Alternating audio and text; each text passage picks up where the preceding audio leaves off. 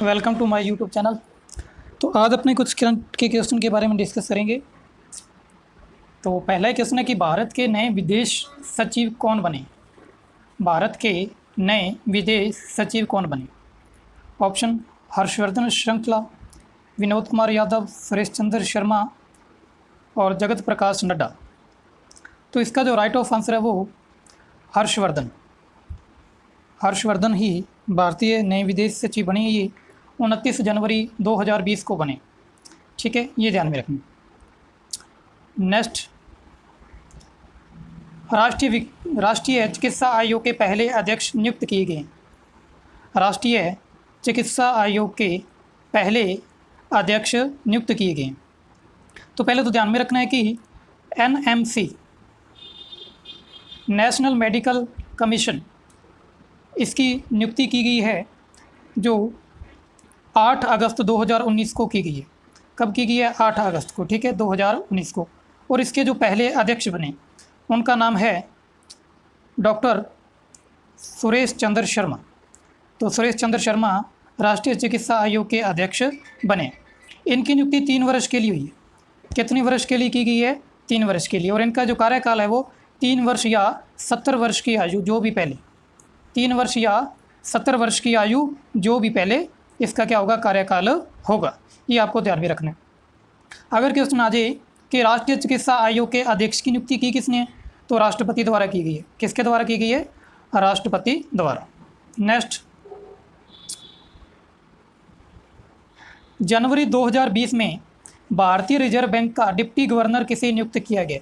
भारतीय reserve bank का deputy governor, तो ऑप्शन है माइकल देवव्रत पात्रा, शक्तिकांत दास, नीरव मोदी, हेमंत सोरेन।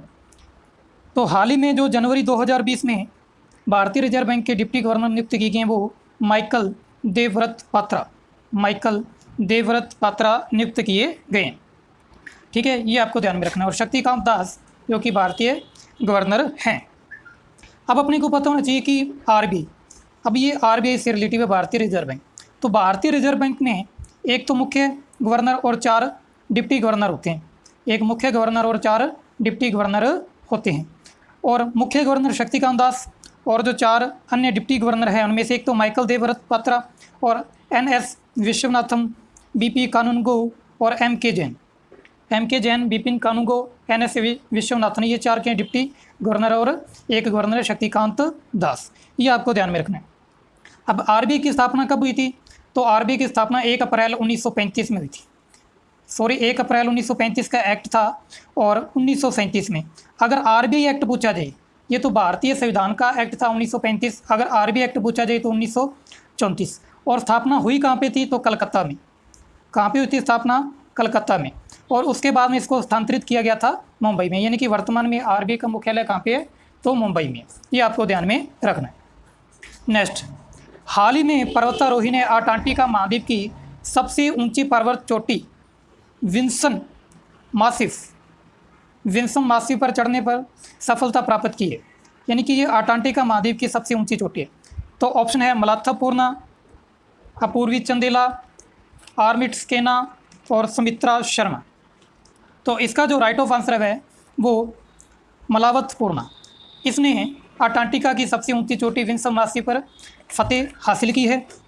ठीक है, तो ये सबसे कम उम्र की, ये 18 साल की हैं। इन्होंने इस चोटी को, यानी कि पर्वतारोही हैं जो 18 वर्ष की उम्र में इन्होंने कीर्तिमान स्थापित किए है। अब ये विंसन मासिफ अंटार्कटिका महाद्वीप की सबसे ऊंची चोटी है जो 4987 मीटर ऊंची है। इन्होंने और चोटियों को भी फतेह किया जो इस क्रम में है। सबसे पहले इन्होंने माउंट एवरेस्ट एशिया महाद्वीप की या विश्व की सबसे ऊंची चोटी है जिसकी ऊंचाई 8848 मीटर है। और ये नेपाल और तिब्बत की सीमा पर स्थित है। इन्होंने 2014 में इसको फतेह किया था। माउंट किलिमिजारो है अफ्रीका महाद्वीप की सबसे ऊंची चोटी। वर्ष 2016 में इन्होंने इसको फतेह किया था, माउंट किलिमिजारो को। माउंट एल्ब्रुस है यूरोप महाद्वीप की सबसे ऊंची चोटी। इसको 2017 में इन्होंने फतेह किया था। माउंट अकांगागुआ दक्षिणी अफ्रीका महाद्वीप की सबसे ऊंची चोटी है। इन्होंने 2019 में इसको फतेह किया।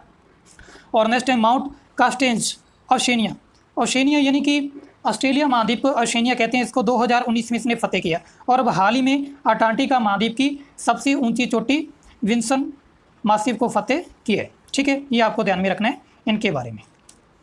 नेक्स्ट, 1 जनवरी 2020 को भारतीय थल सेना के नए प्रमुख कौन बने हैं? 1 जनवरी 2020 को भारतीय सेना के नए थल सेना के नए प्रमुख कौन बने? Option general Bipin Rawat, lieutenant general Manoj Mukund Naravane, general Sushant Singh, lieutenant general Ajay Singh. तो इसका जो राइट ऑफ आंसर है वो general Manoj Mukund Naravane, B option इसका सही हो जाएगा। ये किसकी जगह पे आए हैं? तो बिपिन रावत की जगह पे आए हैं, ये आपको ध्यान में रखना है। किसकी जगह पे आए हैं? बिपिन रावत की जगह पे आए हैं। और कौन से नंबर के हैं? तो 28वें नंबर के बने। कौन से नंबर के बने? 28वें नंबर के अध्यक्ष बने। नेक्स्ट, अगर इसमें पूछा जाए कि बिपिन रावत अब कौन से पद पे हैं? तो ये CDS, कौन से पद पे चले गए? CDS, chief of defence. इनको तीनों सेनाओं के बारे में रक्षा मंत्री को मुख्य सलाहकार देने के लिए इसकी नियुक्ति की गई है चीफ ऑफ डिफेंस स्टाफ की ओर से। ठीक है, कौन बने? तो बिपिन रावत बने। ठीक है, ये आपको ध्यान में रखना है। देश का पहला पशु युद्ध स्मारक कहाँ बनाया गया? देश का पहला पशु युद्ध स्मारक कहाँ बनाया गया? ऑप्शन मेरठ में, बरेली, गाजीपुर और मिर्ज़ापुर। तो मेरठ कहाँ पे? उत्तर प्रदेश में। बरेली कहाँ पे? उत्तर प्रदेश में। एक बरेली MP में भी पड़ता है। ठीक है, और गाजीपुर उत्तर प्रदेश, मिर्ज़ापुर भी उत्तर प्रदेश में। तो इसका जो राइट ऑफ आंसर है वो मेरठ उत्तर प्रदेश में देश का पहला पशु युद्ध स्मारक बनाया गया। ये आपको ध्यान में रखना है, the war memorial for animals. ठीक है, ये कहाँ पे बना है? तो मेरठ उत्तर प्रदेश में बना है। हाल ही में कितने भारतीय स्थानों को रामसर साइट लिस्ट में शामिल किया गया? कितने स्थानों को रामसर साइट लिस्ट में शामिल किया गया? ऑप्शन 10, 9, 8, 7। तो इसका जो राइट ऑफ आंसर है वो 10। कितनों को शामिल किया गया? 10 को शामिल किया गया। अब तक कुल कितने भारतीय रामसर स्थल शामिल कर लिए गए? तो 37। कितने? 37 को शामिल कर लिया गया। अब ये जो नए 10 शामिल हुए हैं इनमें एक महाराष्ट्र से है, पंजाब से 3 है, उत्तर प्रदेश से 6 है। तो पंजाब से 3 है, महाराष्ट्र से 1 है और उत्तर प्रदेश से 6 है। ये आपको ध्यान में रखना है। नेक्स्ट, अगर अपने से क्वेश्चन आ जाए कि रामसर कन्वेंशन है क्या? तो रामसर कन्वेंशन है जो इसकी जो स्थापना हुई थी वो 2 फरवरी 1971 को ईरान में हुई थी। 2 फरवरी 1971 को कहाँ पे हुई थी? ईरान में। ठीक है, तो ये अस्तित्व में 2 फरवरी 1971 को आया था। भारत को इसमें कब शामिल किया गया? तो भारत को 1 फरवरी 1982 को 1 फरवरी 1982 को भारत को इसमें शामिल किया गया था। नेक्स्ट, भारतीय अंतरिक्ष अनुसंधान संगठन इसरो ने किस स्थान पर मानव अंतरिक्ष उड़ान केंद्र स्थापित करने की घोषणा की है? मानव अंतरिक्ष उड़ान स्थापित करने की घोषणा की है। तो ये क्वेश्चन वेरी मोस्ट इंपोर्टेंट है। अब ऑप्शन है चेलकेरे तमिलनाडु में, तारापुर महाराष्ट्र में, जामनगर गुजरात में और ऑप्शन है इनमें से कोई नहीं। तो इसका जो राइट ऑफ आंसर है वो इसरो द्वारा चेलकेरे में स्थापित करने की घोषणा की है। ठीक है, ये आपको ध्यान में रखना है। तो इसकी मंजूरी केंद्र सरकार द्वारा मिल गई है और इसकी स्थापना की जा रही है। ठीक है, ये आपको ध्यान में रखना है। नेक्स्ट, हाल ही में किस बंदरगाह का नामकरण डॉक्टर श्यामा प्रसाद मुखर्जी के नाम पर किया गया है? हाल ही में किस बंदरगाह का नाम डॉक्टर श्यामा प्रसाद मुखर्जी के नाम पे किया गया? तो ऑप्शन है हल्दिया, कोलकाता, कांडला, कोरोमंडल। तो इसका जो राइट ऑफ आंसर है वो कोलकाता बंदरगाह का नाम क्या कर दिया गया है? डॉक्टर श्यामा प्रसाद मुखर्जी कर दिया गया। ठीक है, अभी डॉक्टर श्यामा प्रसाद जी तो ये एक प्रसिद्ध राजनेता, शिक्षाविद और एक वकील थे। ये क्या थे? एक वकील थे और एक राजनेता थे। अगर आपको याद हो तो भारतीय जनसंघ की स्थापना किसने की थी? तो डॉक्टर श्यामा प्रसाद मुखर्जी ने की थी। ये क्वेश्चन काफ़ी बार पूछा गया। भारतीय जनसंघ की स्थापना किसने की थी? तो डॉक्टर श्यामा प्रसाद मुखर्जी ने की थी। नेक्स्ट, देश का पहला राज्य है जिसने नागरिकता संशोधन कानून CAA के खिलाफ विधानसभा में प्रस्ताव पारित किया।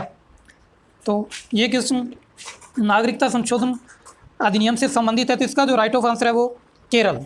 किसने किया है? केरल। तो ये आपको ध्यान में रखने की सबसे पहले केरल विधानसभा में ये प्रस्ताव पारित किया गया था। ओके, ये आपको ध्यान में। नेक्स्ट, प्रधानमंत्री नरेंद्र मोदी ने 5 युवा वैज्ञानिक प्रयोगशाला राष्ट्र को समर्पित की है। यह किसके द्वारा संचालित है? तो 5 युवा प्रयोगशाला, ठीक है, तो ये इसरो द्वारा, DRDO द्वारा, दोनों भारतीय रक्षा विभाग द्वारा। तो पहले तो ये 5 युवा वैज्ञानिक प्रयोगशालाएं कहाँ बनाई गई? तो आपको ध्यान में रखना है, एक तो ये बेंगलुरु में है, मुंबई में है, चेन्नई में है, कोलकाता में है, हैदराबाद में। बेंगलुरु, मुंबई, चेन्नई, कोलकाता और हैदराबाद में ये स्थापित की गई हैं। अब ये किसके द्वारा संचालित हैं? तो ये पांचों ही DRDO द्वारा संचालित हैं। किसके द्वारा संचालित हैं? DRDO द्वारा संचालित हैं। अब इसमें युवा, इसमें जो वैज्ञानिक है वो 35 साल से कम उम्र के होंगे। कितने साल से? 35 साल से। तो ये आपको ध्यान में रखना है। नेक्स्ट, भारत के किस राज्य ने 3 राजधानियों के प्रस्ताव को विधानसभा में पारित किए? यानी कि ऐसा राज्य जिसकी 3 राजधानियां होंगी। तो ऑप्शन है आंध्र प्रदेश, केरल, तमिलनाडु, असम। तो इसका जो राइट ऑफ आंसर है वो होगा आंध्र प्रदेश। किसने किया है? आंध्र प्रदेश ने। अब ये 3 राजधानियाँ है कौन कौन सी? एक तो विशाखापट्टनम, अमरावती और कर्नूल। एक तो विशाखापट्टनम है और अमरावती है और कर्नूल है। ये 3 नई राजधानियाँ स्थापित की गई हैं, ठीक है। अगर अपनी बात करें भी इससे पहले कितने राज्य जिनकी 2 राजधानियाँ रही हैं? तो हिमाचल प्रदेश की 2 राजधानियाँ और जम्मू कश्मीर एक केंद्र शासित प्रदेश अब तो हो गया, लेकिन पहले इसकी भी 2 राजधानियाँ थी। नेक्स्ट, भारत का पहला अपशिष्ट क्लिनिक कहाँ खोला गया? भारत का पहला अपशिष्ट क्लिनिक, तो ये ऑप्शन है भोपाल, बेंगलुरु, भुवनेश्वर, अगरतला। तो ये मध्य प्रदेश की राजधानी भोपाल में खोला गया। कहाँ पे खोला गया है? मध्य प्रदेश की राजधानी भोपाल में। ये आपको ध्यान में रखना। नेक्स्ट, किस भारतीय स्मारक को शंघाई सहयोग संगठन ने 8 अजूबों की सूची में शामिल किया है?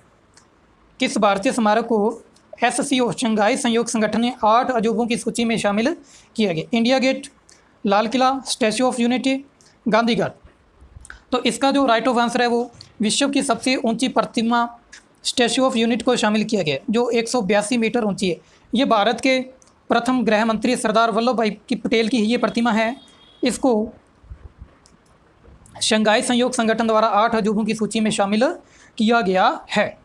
अब 8 अजूबों की सूची में और कौन कौन से शामिल है?